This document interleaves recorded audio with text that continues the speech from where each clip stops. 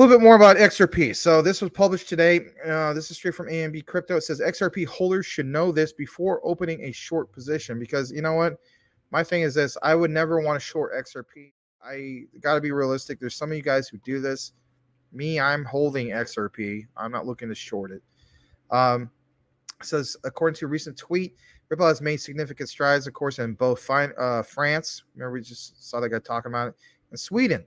Ripple made history in France by forming a partnership with Lemonway, a payment provider for online markets, and in Sweden by forming a partnership with Xbot, a money transfer provider.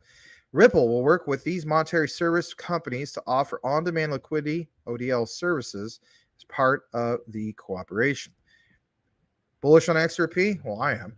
When looking at the daily chart, a clear increasing trend was discernible.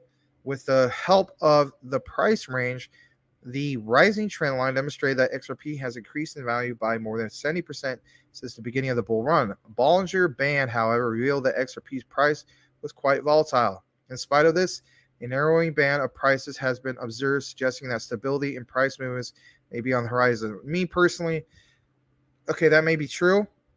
It may be an ongoing thing, but when November comes, I don't think it's going to be as tight niche as what you see right now.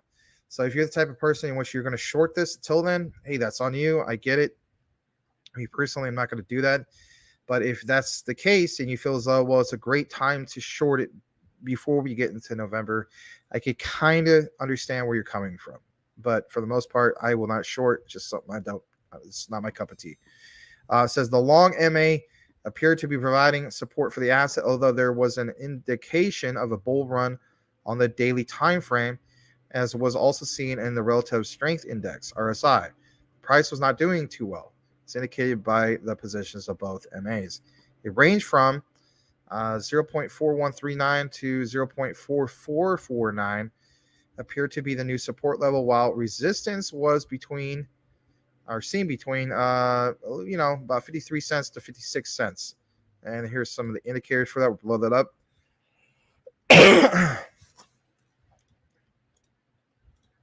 All right. And kind of gives you an idea, even going into, the month that we're in right now, October, pushing towards November. All right. Let me just go back a little bit. It was clear form looking in the chart that the short MA was rising. If the current price trend continues, the short MA can pass above the long MA. Again, you guys can look a little bit more into this, but this again, the reason why I'm not reading this last part is it's just mainly about the whole thing with the SEC and so on. But just something I just kind of thought I would bring to you guys' attention, because I mean, when you see a little bit of how it's kind of curving down. Yeah, it's curving down, right? And it seems like, okay, it would be good to short this, but like they also mentioned, it could be very bullish. So again, it's kind of like it's an extreme volatility. Not as extreme as how, the crashing of, UST back in the day, but it's still pretty extreme. And maybe even after November, I would say this much. I would never short it like in November. I see this becoming even that much more bullish. I'm, me personally, I'm just looking to hold this for the long term. But you may be that guy who wants to short it for whatever reason.